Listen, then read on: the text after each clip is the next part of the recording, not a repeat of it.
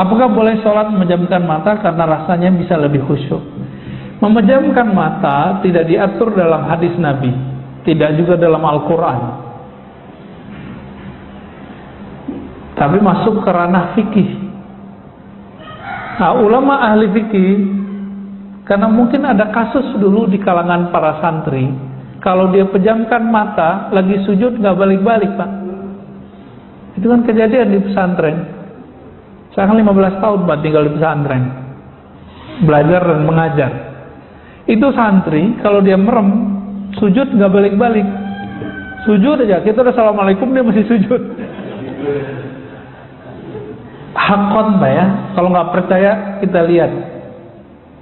Anak bapak jangan-jangan yang pesantren begitu juga. Atau jangan-jangan bapak-bapak ini pernah begitu. Ya. Pernah ngantuk pas Ramadan tuh subuh-subuh nggak balik-balik pas sujud. Ya. Itu terjadi. Ya. Jika memejamkan mata membuat tambah syahdu, tambah fokus, maka boleh memejamkan mata. Tapi jika memejamkan mata membuat pikiran kita kemana-mana, maka makruh. Itulah makruh hukumnya. Jadi jangan saklek. Yang paling lucu ada seorang syekh, ya, saya nggak usah sebutnya. Bagi dia memejam mata meniru agama lain. Padahal ada hadisnya. Ya, ada hadisnya Nabi kalau ngajarin zikir Sayyidina Ali, salah satu riwayatnya ghammid ainaik, pejamlah matamu lalu bacalah nama Allah di kalbumu. Ada hadisnya. Ini menjam mata itu bukan urusan menyerupai. Kita tahu hadis apa enggak, ya. Jadi boleh dengan syarat itu, makruh dengan syarat yang tadi, ya. Pak Ahmad Romli, dalam beberapa kondisi kita terkadang belum bisa berzikir secara fokus karena beberapa kesibukan sehari-hari. Apakah zikir hanya dengan lisan tanpa menghadirkan hati dapat bermanfaat? Iya, orang sholat nggak khusyuk lebih afdol daripada nggak sholat. Ya. Sepakat? Ada yang nggak sepakat?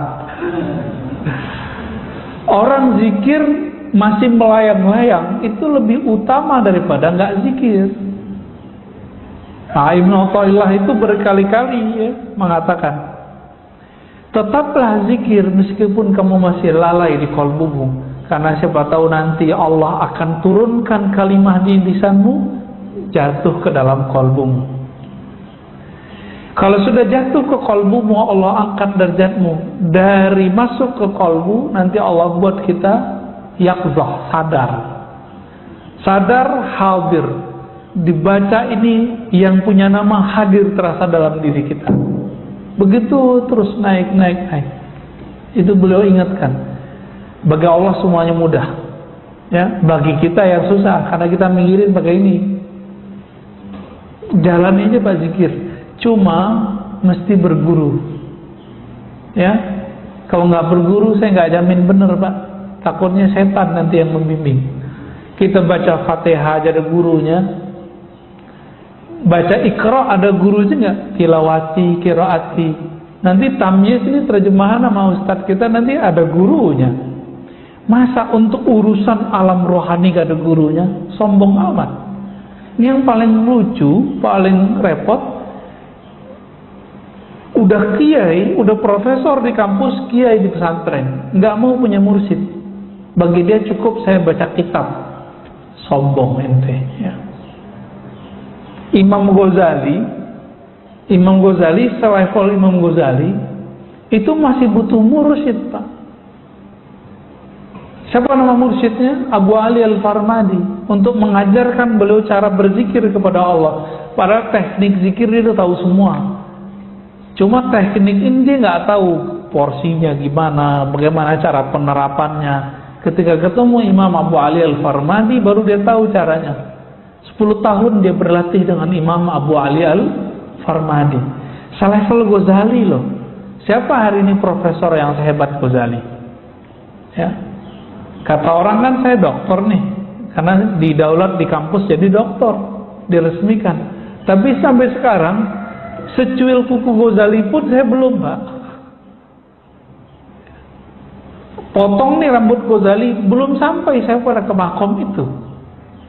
Saking mulianya ilmu Imam Ghazali itu. Ya. Sampai hari ini orang banyak su'ul adab kepada beliau, cuma karena Imam Ghazali itu menukil beberapa hadis yang dhaif dan tidak sahih dalam Ihya, itu Imam Ghazali dikecengin. Ya, berani Pak, anak-anak muda baru tamat S1, baru gelar LC, SAG, sarjana alam gaib, ya.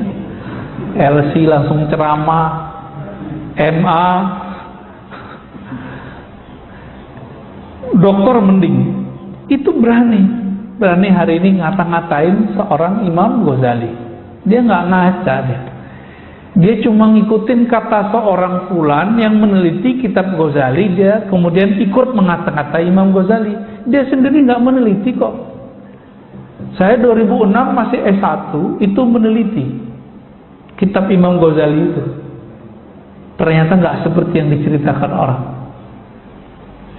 Pas dia teliti, nggak nyampe 100 hadis palsunya, nggak nyampe 50 bahkan, ada sumbernya semua. Cuma si pengarang-pengarang setelah beliau nggak ketemu riwayat itu, ketemulah 300 hadis tidak ada sumber. Pengarang Imam Iraqi, Imam Subki, tapi belakangan kan enggak. Ya. Jadi tetap zikir lisan meskipun tidak hadir hatinya. Coba cari guru nanti bimbing antum insyaallah. Terakhir, apakah masuk surga, masuk neraka itu takdir mubram? Mubram itu takdir yang tidak bisa dirubah. Enggak. Masuk surga, masuk neraka itu takdir mu'allaq, masih digantung oleh Allah, kehendak Allah. Tapi ingat, Allah punya hak yang unlimited, namanya jaiz. Kita kalau belajar sifat Allah, ada yang wajib, ada yang mustahil, ada satu lagi Pak, jaiz. Jaiz ini meliputi semua nama-nama dan sifat Allah. Jadi Allah tidak ada yang boleh mensetirnya. Allah itu bebas. Nah, maka dikatakan dalam hadis yang Ibnu Mas'ud, ada orang beramal seperti amal ahli surga, tapi telah ditetapkan di sisi Allah dia beramal dengan ahli neraka, mati masuk neraka. Ibnu Daqiq al-Id menemukan apa sebabnya, urusan kolbu. Jadi dia taat baru di zahirnya, belum taat sampai ke dalam kolbunya. Pertanyaan ya, yang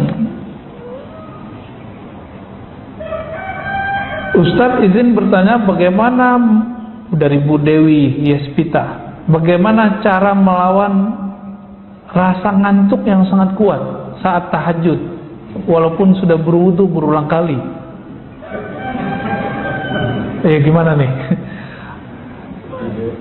Tidurnya lebih awal. Betul, tidurnya lebih awal, itu satu. Yang kedua, kurangi karbo. Karena karbo itu isinya gula. Kalau dalam tubuh ini banyak gula, glukosa, kita bawahnya tidur terus. Coba mulai konsumsi sehat. Indonesia termasuk nomor 1 pada nomor 2 terbesar di dunia penyakit gula. Karena karbo, Pak. Jadi kalau bukan nggak makan nasi, nggak makan namanya.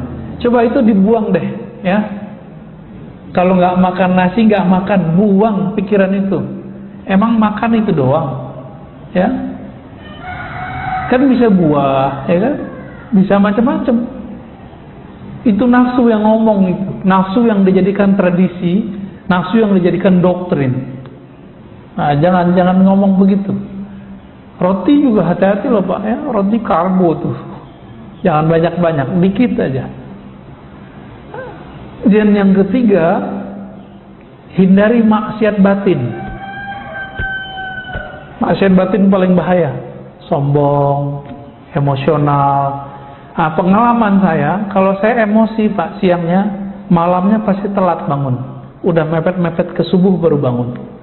Itu berarti siangnya saya marahin anak saya, atau marahin istri saya Pak, atau kesel sama tetangga mana gitu ya, atau kita jalan dibela orang, kita balas ngebela orang, itu ngefek semua. Bukan masalah ngebelnya, tapi di sininya nggak beres. Karena di sini nggak beres, ruh kita kelelahan. Karena dia kelelahan, jiwa kita juga kecapean, dia butuh rehat. Tidurnya jadi panjang. Maka kalau ngantuk, tidur aja, jangan dipaksain tahajud.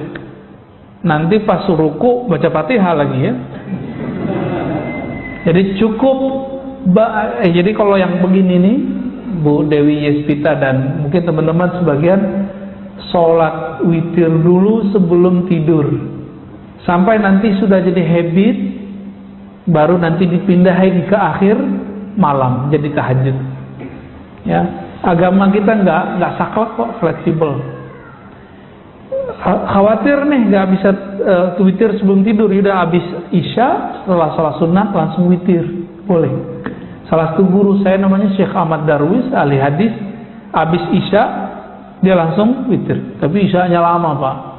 Dia isya itu baca Quran 2 juz, 3 juz, kadang 5 juz. Langsung pada keok semua ya. Jadi saya nungguin gitu. Udah 3 juz, nggak selesai beliau. Ya, kalau kita juz Al-Fuqat, ada 1 juz tuh. Juz apa lagi? Juz mangga gitu ya.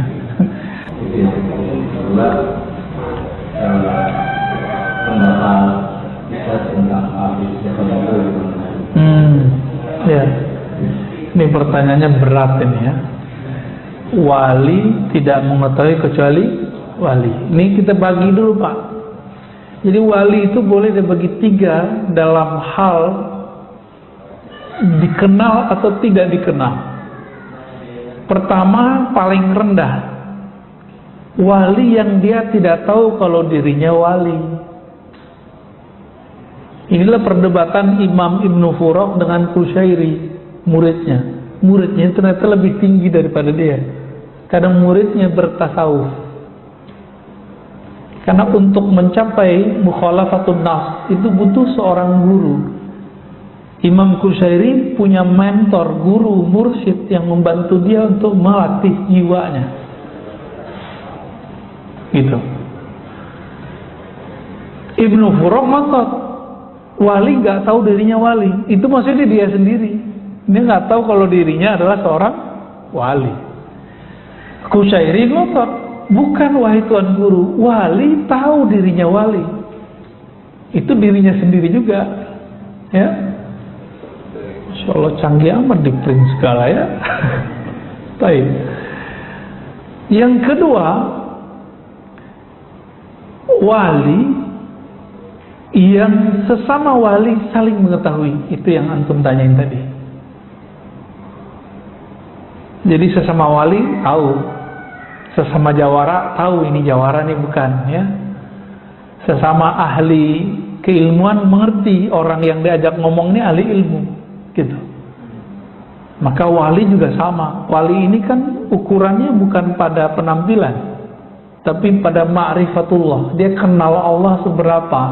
Karena wali itu diartikan kekasih Allah. Ya kalau bahasa ininya pacarnya Allah, kita begitulah. Tapi kan Allah nggak pacaran Pak. Ini bahasa biar mudah aja ya. Orang kalau udah sayang dengan sesuatu, dia akan mengenal seluk-beluknya. Si wali itu sangat mengenal nama dan sifat Allah dan seluk-beluk seputar nama dan sifat Allah. Maka disebutlah dia wali. Jadi bukan karena keramat, ya, bukan karena banyak jamaah, bukan karena akhir doanya mustajab, bukan. Tapi karena dia mengenal nama dan sifat Allah Subhanahu wa ta'ala. Dan yang ketiga, wali yang dirinya tahu dia wali, tapi di luar sana tidak ada yang tahu dirinya wali kecuali Allah. Disebut dengan rijalul ghaib. Rijalul ghaib, udah rijal ghaib ya. Nah, wali-wali ini kalau ketahuan dia minta mati. Jadi kalau ada wali itu baru muncul mati, yaitu mungkin dia rijalul ghaib kali. Ya. Biasanya rijalul ghaib ini nggak punya murid. nggak ada muridnya, Pak. Ya, urusan kalbunya dengan Allah Subhanahu wa Ta'ala. Nah, bagaimana dengan ekspos kewalian hari ini? Nggak ada ekspos kewalian, ya, nggak ada. Kalau ada orang ekspos wali, ya wali murid kali ya. Yang ada itu orang mengekspos keramat, mengekspos gaya-gaya kewalian. Bukan, wali gimana mau eksposnya? Wali itu urusan hamba dengan Allah. Maka eksposnya hanya bisa kepada orang-orang yang mengenal Allah. Emang di YouTube siapa yang mengerti ini wali bukan wali? Yang nonton YouTube macam-macam, ya. Mau ada 1000 orang bilang, oh kita ini wali. Kalau Allah bilang enggak masuk. Walaupun ada 1 miliar orang tidak mengatakan kita wali, tapi Allah bilang, kamu waliku. Jadi wali, Pak. Jadi itu bukan urusan jamaah. Dan wali tidak pernah diangkat oleh jamaah, Pak. Kecuali wali murid, ya. Wali kelas, itu SK-nya dari kepala sekolah tuh, wali kota, ya. Wali apa lagi, Pak? Wali santri, sama ya. Wali nikah, wah asik juga tuh. Baik. Bagaimana dengan Habib Syekhon ya? Habib Syekhon itu, nah, jadi teman-teman, wali ini ada yang mencapai kewaliannya dengan cara suluk thariqah, berlatih Allah angkat. Ini suluk namanya. Nah, orang begini biasanya jadi kiai mursyid. Tidak semua mursyid wali loh, Pak, ya. Kalau Habib Syekhon itu masuknya ke majzub. Nah, itu thariqah kedua. Jadi diangkat jadi wali karena Allah yang mengambilnya. Jadi dia ditarik, maka disebut majzub. Nyampe di Jawa majdub. Ya, yang benar majzub, ya, pakai za. Ditarik oleh Allah. Nah, orang-orang majzub ini setiap saat Allah memandang kalbunya dengan cinta. Dan orang ini kalau sudah begitu, maka muncullah kegirangan di kalbunya. Di saat itulah terjadi keanehan-keanehan. Tergantung nanti karakter nasiahnya gimana dulu. Barangkali Habib Syekhon maksudnya. Jadi jangan antum bilang beliau Habib gila, jangan. Itu buruk adab tuh. Yang bilang dia gila, saya khawatir keturunannya ada yang gila. Karena menyakiti seorang wali. Hati-hati, ya. Itu Habib Syekhon. Sama dengan Habib Ja'far Allah yarham, sudah meninggal, Al-Kafiyah. Benar, Al-Kafiyah. Itu sama, masuk ke sana tuh. Dikasih panggung lagi sama teman-teman kita santri, ya. Itu nggak jelas tuh, Fatihah, itu aja nggak jelas. Tapi bagi dia tuh jelas, bagi kita nggak jelas. Kalau datang sadar biasanya dia ngomong kayak orang biasa. Nah, ini namanya ahwal. Jadi ahwalnya kalau datang, ahwal itu artinya kondisi-kondisi rohani yang dia tidak bisa nahan. Kalau Wan Sehon apa yang terjadi pada beliau? Nyoret-nyoret, Pak. Yang biasa dicoret mobil, tuh orang-orang yang cinta sama mobilnya dicoret-coret mobilnya sama dia. Ya kan? Ada yang dicoret bajunya, berarti orang ini suka atribut. Jadi ada organisasi tertentu datang ke beliau, sowan. Dicoret, Pak, simbol-simbolnya. Karena beliau tahu berhala di dalam kolbu orang ini adalah simbol-simbol itu. Ada yang berhalakan tadi apa? Mobil. Ada yang rumah. Rumah aja Pak dicoret-coret sama dia. Nah, itu kalau Habib Syekhon lagi datang ahwalnya. Ahwal itu nggak selalu buruk, ada yang baik. Ada saya ketemu wali, kalau datang ahwalnya ini belanja mulu. Kalau dia nggak begitu, Pak, bisa gawat, ya. Kalamnya nanti bisa kemana-mana. Ada yang diem aja ya. Kalau datang ahwal dikunci pintu dia diem aja. Ada juga yang begitu. Ya wallahu taala alam. Nah, kita meminta kepada Allah, semoga kita yang hadir pagi ini, yang mengikuti kajian ini, baik dekat ataupun jauh, termasuk orang-orang yang mampu mengendalikan hawa nafsu kita dan mendapatkan rahmat dari Allah. Pendosakah kita, taatkah kita, semoga rahmat itu selalu bersamai. Amin ya rabbal alamin. Wa sallallahu ala nabiyina Muhammad subhanakallahumma wa bihamdika asyhadu an la ilaha illa anta astaghfiruka wa atubu ilaik. Wa sallallahu ala nabiyina Muhammad walhamdulillahi rabbil alamin. Assalamu alaikum warahmatullahi wabarakatuh.